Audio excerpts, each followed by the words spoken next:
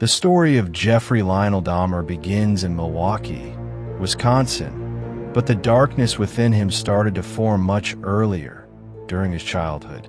Born on May 21st, 1960, Dahmer was initially described as an energetic and cheerful child. However, around the age of 4, following a double hernia surgery, he reportedly changed significantly.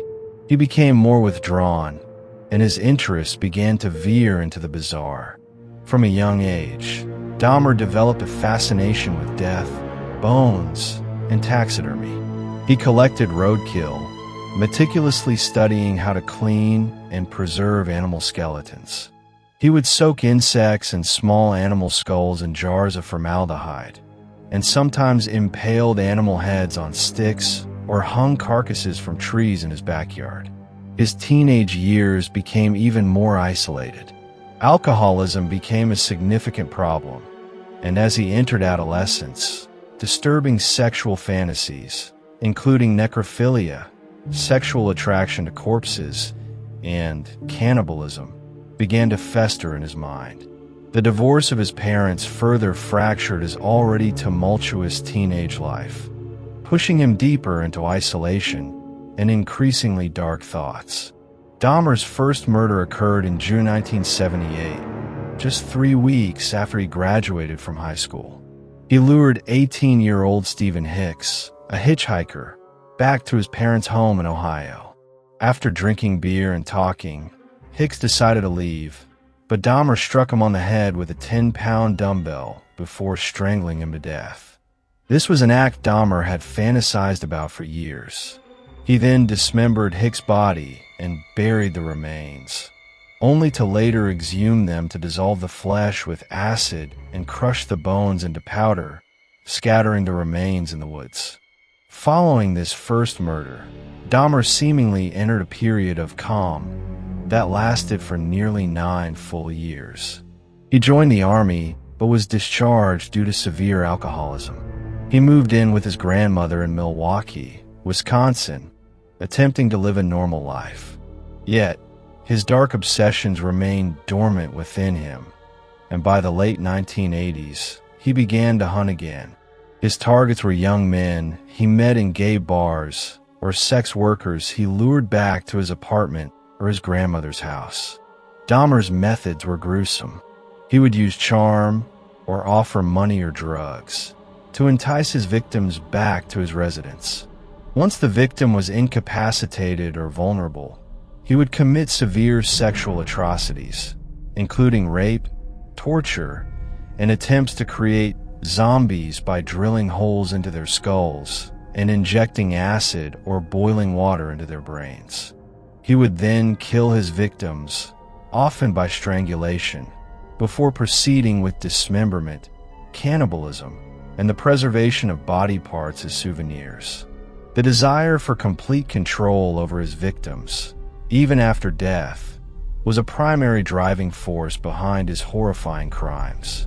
In 1987, Dahmer claimed another victim, 24-year-old Stephen Twomey, and thereafter, the frequency of his killings steadily escalated, particularly after he moved into apartment 213 at 924 North 25th Street in Milwaukee in 1990.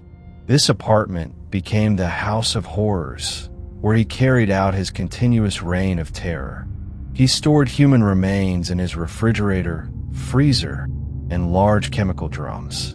The strong, putrid odor emanating from his apartment was noticed by several neighbors, but Dahmer's explanations, attributing it to rotting meat or plumbing issues, were often dismissed by authorities.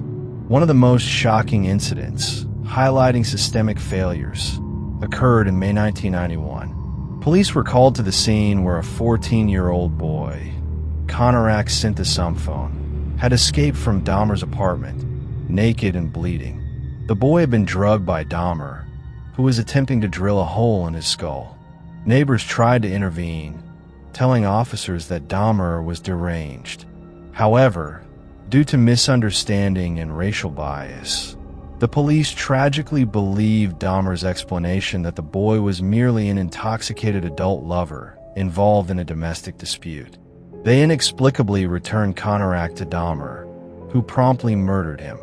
This event stands as a stark illustration of grave official negligence, which allowed Dahmer to continue his killing spree for several more victims. Jeffrey Dahmer's reign of terror came to an end on July 22, 1991, when Tracy Edwards, a 32-year-old survivor, managed to escape from his apartment. Edwards, lured by Dahmer and then handcuffed, seized an opportunity when Dahmer was distracted, punching him and fleeing successfully. He ran down the street with a handcuff dangling from his wrist and encountered 2 Milwaukee police officers. Edwards recounted a horrifying story of being threatened with a knife and tortured inside the apartment.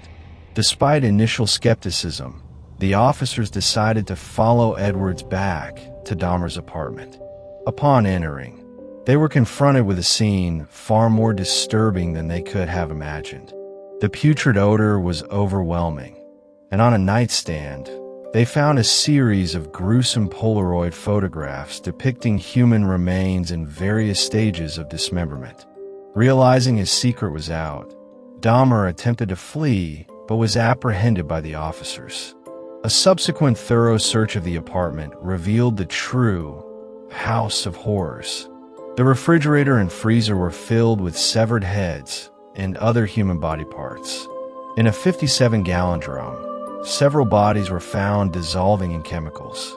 Numerous human bones, dissecting tools, and other disturbing evidence were also discovered.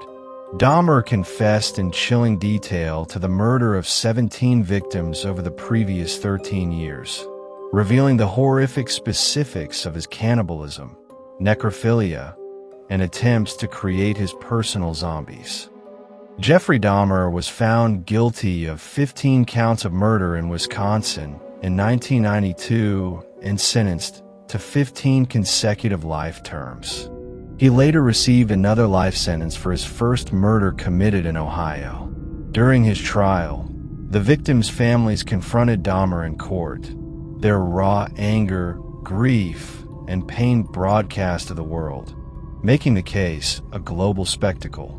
Dahmer was incarcerated at the Columbia Correctional Institution in Portage, Wisconsin.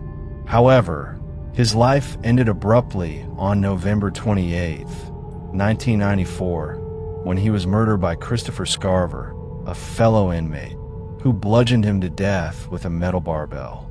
The case of Jeffrey Dahmer remains one of the most shocking and disturbing serial killer cases in U.S. criminal history.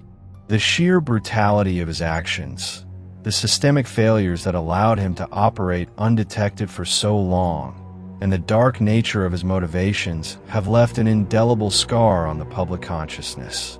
His story continues to serve as a chilling reminder of the evil that can lurk behind seemingly ordinary facades and the critical need to understand twisted psyches to prevent future tragedies.